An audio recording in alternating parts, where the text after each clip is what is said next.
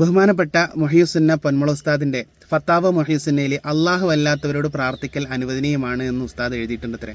അതുകൊണ്ട് പൊന്മുള ഉസ്താദ് മുശ്രിക്കാണ്, ഷിർക്ക് പ്രചരിപ്പിക്കുന്ന ആളാണ്, ഷിർക്കിന് വേണ്ടി സപ്പോർട്ട് ചെയ്യുന്ന ആളാണ് എന്നൊക്കെയാണ് മുജാഹിദുകളായിട്ടുള്ള വിശുദ്ധ മൗലവിമാരുടെ വാദം. അത് ഈ വിനീതനായ ഞാൻ 2-3 വീഡിയോകളിലായിട്ട് അതിന് പിടികൂടുകയും അതിൽ നെല്ലും പതിരും വേർതിരിച്ച് വാസ്തവം എന്താണെന്ന് കൃത്യമായി വിശദീകരിക്കുകയും ചെയ്തപ്പോൾ അണികൾക്കിടയിൽ വസ്വാസ് ഉണ്ടാകുന്നു എന്നാണ് മൗലവിയുടെ വിഷമം. സാധാരണ മുസ്ലിയാക്കന്മാരുണ്ടാക്കുന്ന ഒരു വസ്വാസമായിട്ടൊരു മുസ്ലിയാർ വന്നു. അപ്പം അത് പൊന്മള അവിടെ പറഞ്ഞിട്ടുള്ളത് യഥാർത്ഥത്തിൽ പ്രാർത്ഥന എന്ന് പറഞ്ഞാൽ അത് ആരാധനയാകുന്ന പ്രാർത്ഥനയാണ്. അപ്പോൾ ആ പ്രാർത്ഥന 2 തരമുണ്ട്. ആരാധനയാകുന്ന പ്രാർത്ഥനയുണ്ട്, ആരാധനയാകാത്ത പ്രാർത്ഥനയുണ്ട്. അപ്പോൾ ആരാധനയാകുന്ന പ്രാർത്ഥനയെക്കുറിച്ചല്ല പൊന്മള പറഞ്ഞത്. അതെ, ആരാധനയാകുന്ന പ്രാർത്ഥനയും ആരാധനയാകാത്ത പ്രാർത്ഥനയും ഇങ്ങനെ 2 എണ്ണം ഉണ്ട് എന്ന് മുജാഹിദുകളുടെ നേതാക്കന്മാരുടെ പുസ്തകങ്ങൾ ഉദ്ധരിച്ചുകൊണ്ട് തന്നെ ഞാൻ 1-2 വീഡിയോകൾ ചെയ്തിട്ടുണ്ടായിരുന്നു.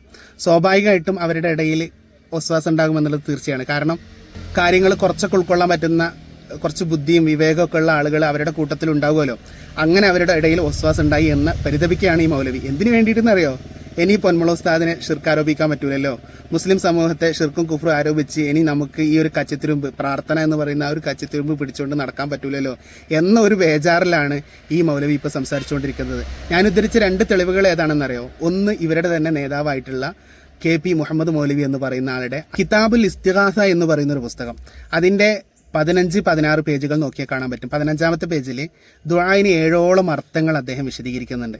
എന്നിട്ട് അദ്ദേഹം പറയാണ്, ദുആ എന്ന പദത്തിൻ്റെ പല അർത്ഥങ്ങളിൽ പ്രാർത്ഥനയുടെയും ആരാധനയുടെയും അർത്ഥം ഉൾക്കൊള്ളുമ്പോഴാണ് അത് അള്ളാഹു അല്ലാത്തവരോട് നടത്തുന്നത് ഷിർക്കായി മാറുന്നത് എന്ന്.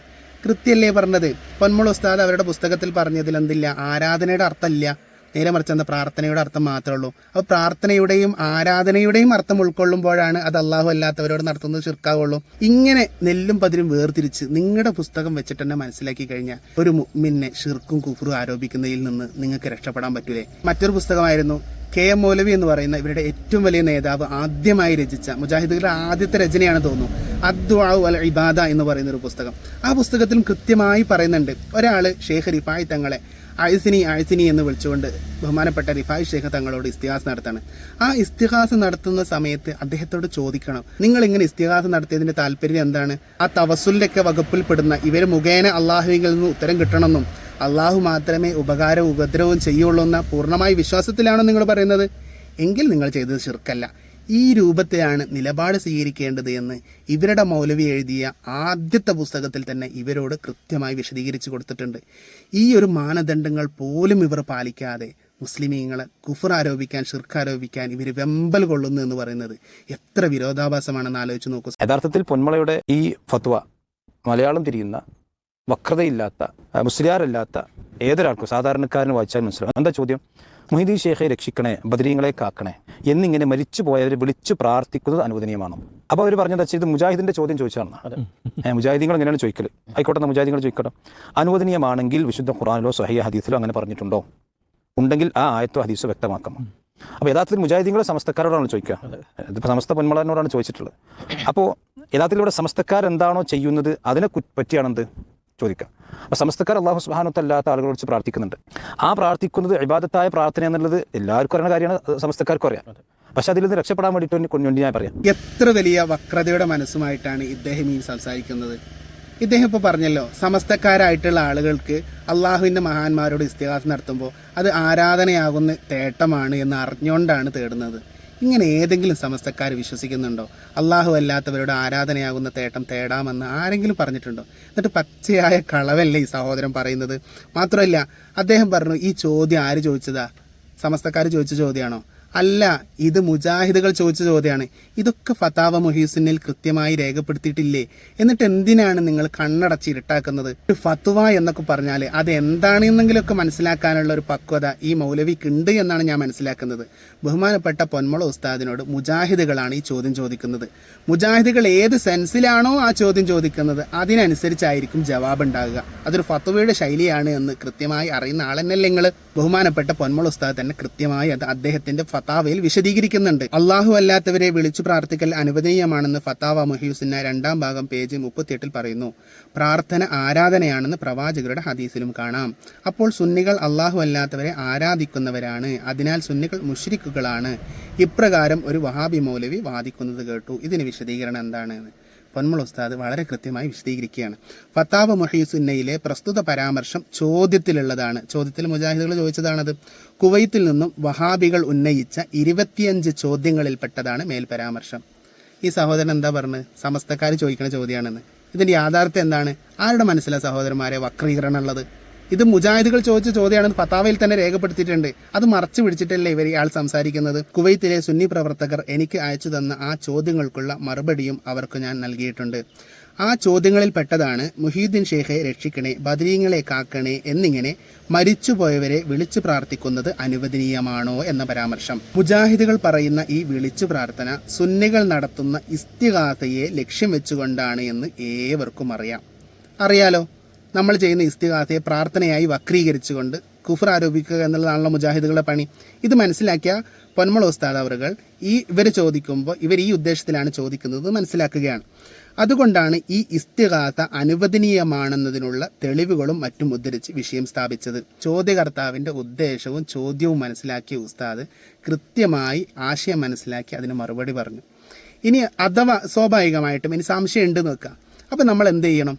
പൊന്മുള ഉസ്താദിനെ കുഫറും ചുരുക്കം ആരോപിക്കുന്നതിന് മുമ്പ് അങ്ങനെ ഒന്ന് കേട്ടിട്ടുണ്ട്, എന്താ നിങ്ങളെ അഭിപ്രായം, എന്തെങ്കിലും പറഞ്ഞ അതിൻ്റെ വാസ്തവം എന്താണ്, അങ്ങനെ ചോദിക്കണം എന്നാണ് അദ്ദുആ വൽ ഇബാദ എന്ന് പറയുന്ന പുസ്തകത്തിൽ KM മൗലവി പോലും രേഖപ്പെടുത്തിയിട്ടുള്ളത്. അദ്ദേഹത്തെ പോലും നിങ്ങൾ എന്താവുകയാണ് തട്ടി മാറ്റിയിട്ടാണ് കുഫറും ചുരുക്കം ആരോപിക്കാൻ വേണ്ടിയിട്ട് ഇപ്പോൾ നിങ്ങൾ മുന്നോട്ട് വന്നിരിക്കുന്നത്. അപ്പോൾ പൊന്മുള ഉസ്താദിനെ കൃത്യമായി വിശദീകരിക്കുന്നു. നിങ്ങൾ ഉദ്ദേശിക്കുന്നത് പോലെയുള്ള ആരാധനയാകുന്ന ആ തേട്ടമല്ല.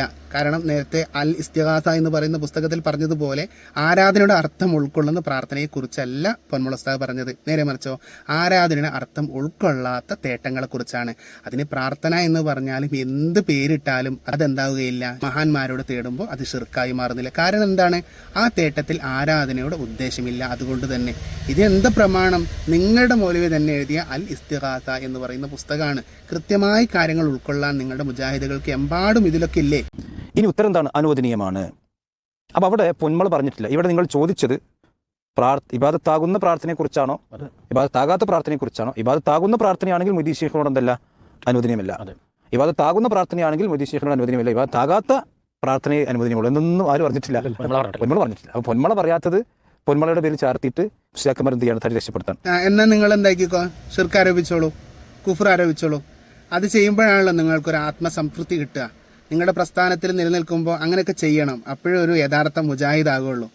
ഉസ്താദ് അവറുകൾ അങ്ങനെ ചോദിച്ചില്ല. ഒരു ഫത്വ എന്ന് പറഞ്ഞിട്ടുണ്ടെങ്കിൽ എന്താണെന്ന് കൃത്യമായി നിങ്ങൾക്ക് അറിയുന്നതല്ലേ? അതിൽ മുജാഹിദുകളായിട്ടുള്ള ആളുകളാണ് ചോദ്യം ചോദിക്കുന്നത്. ആ ചോദ്യം ചോദിക്കുന്ന ഉദ്ദേശം എന്താണെന്നൊക്കെ കൃത്യമായി ഉസ്താദ് വിശദീകരിക്കുകയും ചെയ്ത് ഞാൻ നേരത്തെ പറഞ്ഞു. ഇത്രയൊക്കെ ഉണ്ടായിട്ടും നിങ്ങൾക്ക് കുഫറും ശിർക്കും ആരോപിക്കലാണ് നിങ്ങളുടെ പണിയെങ്കിൽ നിങ്ങൾ ആരോപിച്ചോളൂ. നിങ്ങളുടെ നിലനിൽപ്പ് തന്നെ അതാണല്ലോ. നിങ്ങൾ അതിൽ നിന്ന് പിന്മാറരുത്. നിങ്ങൾ മുസ്ലിമീങ്ങളെ ഷിർക്കും കുഫറും ആരോപിച്ചുകൊണ്ട് നിങ്ങൾ മുന്നോട്ട് പോയി കൊണ്ടിരുന്നോളൂ. അപ്പോൾ പിന്നെ മുസ്ലിയാർ ഉടായ്പമായി വന്നു. അപ്പോൾ നമ്മൾ കഴിഞ്ഞ പ്രൂഫിൽ ചില ചോദ്യം വെച്ചു. ആ ചോദ്യങ്ങളൊന്നും മൂപ്പര് തൊട്ടിട്ടല്ല, സമസ്തക്കാർ തൊടുന്നല്ല. അപ്പോൾ നമ്മൾ പറഞ്ഞു എങ്കിൽ നിങ്ങൾ പറഞ്ഞല്ലോ പ്രാർത്ഥന എന്ന് പറഞ്ഞത് ആരാധനയാകുന്ന പ്രാർത്ഥന ഉണ്ട്, ആരാധനയാകാത്ത പ്രാർത്ഥന ഉണ്ട്. എങ്കിൽ ഇപ്പോൾ ഖുർആനിൽ ഒരുപാട് പ്രാർത്ഥനകളുണ്ടല്ലോ.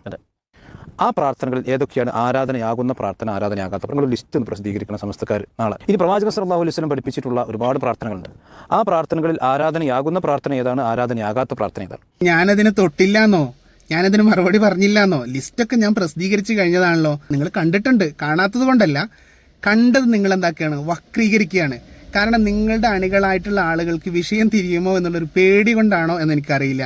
നമ്മൾ സാധാരണ ഇവിടെ നമ്മൾ പറയുന്ന പ്രാർത്ഥന എന്ന പ്രയോഗം പൊന്മുള ഉസ്താദ് ഉദ്ധരിച്ചത് ഇസ്തിഗാസയെക്കുറിച്ചും സഹായതേട്ടത്തെക്കുറിച്ചാണല്ലോ.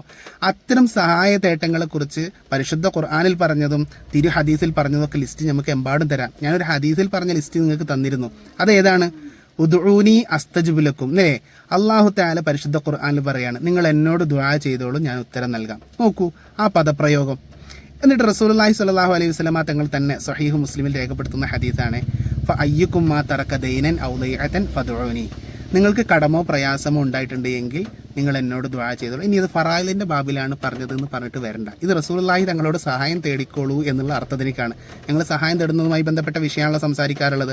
അപ്പോൾ നബി സല്ലല്ലാഹു അലൈഹി വസല്ലമ തങ്ങളോട് സഹായം തേടിക്കോ എന്നതിന് അള്ളാഹുവിനോട് ദുആ ചെയ്യൂ എന്ന് പറയുന്ന അതേ പദമാണ് റസൂലുള്ളാഹി സ്വല്ലല്ലാഹു അലൈഹി വസല്ലമ തങ്ങൾ ഉപയോഗിച്ചത്.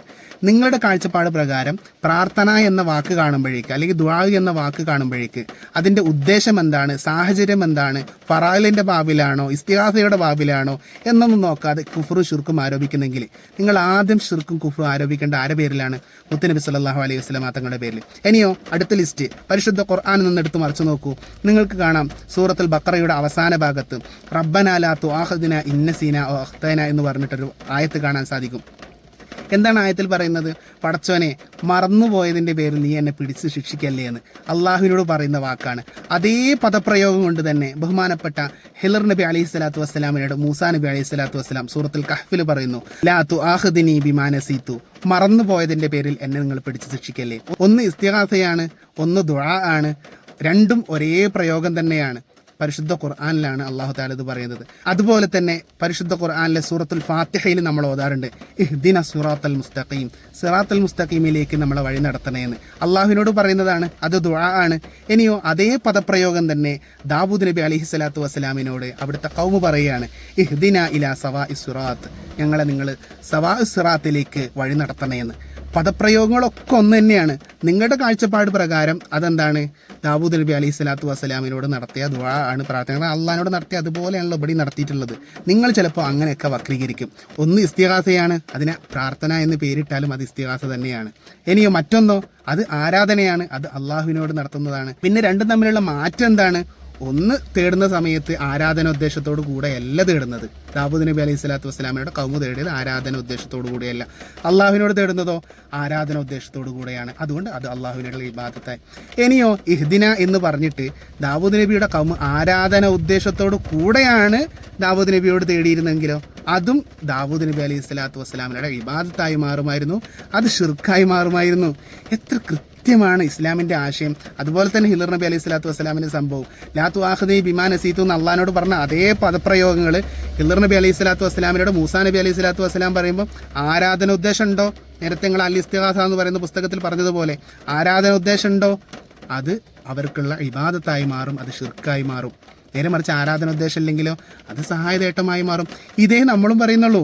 അള്ളാഹു അല്ലാത്തവരോട് നടത്തുമ്പോൾ ആരാധനയുടെ ഉദ്ദേശമില്ലാതെ സഹായം തേടുകയാണ് എന്നും മഹാന്മാർ അള്ളാഹുവിൻ്റെ അടിമകളാണ് എന്നും ഉത്തരം കിട്ടാൻ അവർ കാരണക്കാരാണ് എന്നും ഈ വിശ്വാസത്തോടു കൂടി തേടുമ്പോൾ അത് ഷിർക്കാവുകയില്ല. നേരെ മറിച്ച് ആരാധന ഉദ്ദേശത്തോടു കൂടെയോ അതല്ലെങ്കിൽ ഇലാഹ് ആണ് എന്നോ റബ്ബാണ് എന്നോ എന്നൊക്കെയുള്ള വിശ്വാസത്തോടു കൂടെ മഹാന്മാരോട് തേടിയാലോ അത് ഷിർക്കാവുകയും ചെയ്യും. അല്ലാത്ത തേട്ടങ്ങളോ അത് ഇസ്തിഗാസയേ ആവുകയുള്ളൂ. ഇതിന് തെളിവെന്താണ്? നിങ്ങളുടെ പുസ്തകം പോലും ഉദ്ധരിച്ചിട്ടാണ് ഞാൻ പറഞ്ഞത്. നിങ്ങൾ കാര്യങ്ങൾ വ്യക്തമായി പഠിക്കുക.